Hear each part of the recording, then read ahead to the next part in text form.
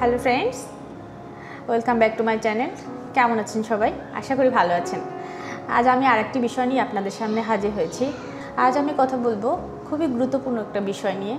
বিষয়টি হলো সিজার নয়, নর্মাল ডেলিভারি হওয়ার টিপস। আপনি কি গর্ভবতী আর মনে প্রাণে চান যেন সিজার না হয়ে নর্মাল ডেলিভারি হয়? আজকের ভিডিওতে আমি আপনাকে বলবো এমন কিছু উপায় যেগুলো নিয়মিত মেনে চললে নর্মাল ডেলিভারির সম্ভাবনা অনেকটাই বাড়ে।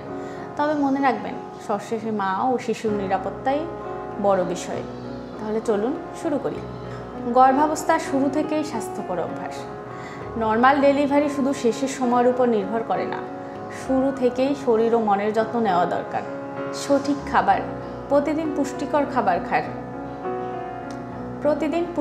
খাবার খান। আয়রন, ক্যালসিয়াম, প্রোটিন সব কিছু ভারসাম্যপূর্ণ হতে হবে। ওজন নিয়ন্ত্রণে রাখুন। বেশি বা কম ওজন দুটোই ডেলিভারিতে সমস্যা তৈরি করে। গর্ভাবস্থায় সাধারণভাবে 10 থেকে 12 কেজি ওজন বাড়াই আদর্শ।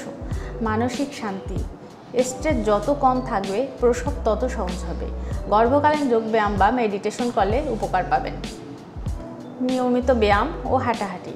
গর্ভাবস্থায় হালকা ব্যায়াম ও হাঁটাহাঁটি করলে শরীর সক্রিয় থাকে, পেলভিকের পেশিগুলো বেশি মজবুত হয়, যা নর্মাল ডেলিভারির জন্য খুবই উপকারী।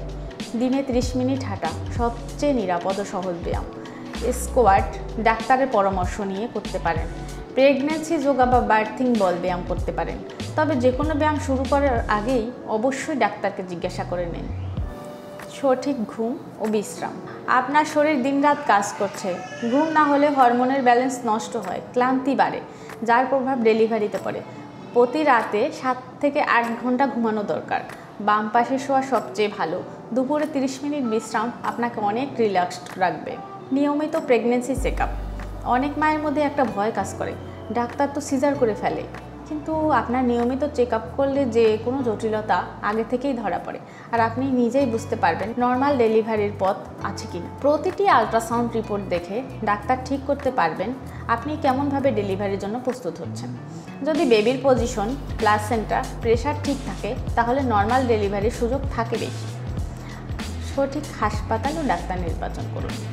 আপনার ডাক্তার যদি নর্মাল ডেলিভারিকে প্রাধান্য দেন তাহলে তিনি আপনাকে সেইভাবে গাইড করবেন। তাই শুরু থেকেই একজন ডাক্তার বাছুন যিনি নর্মাল ডেলিভারিতে উৎসাহ দেবেন।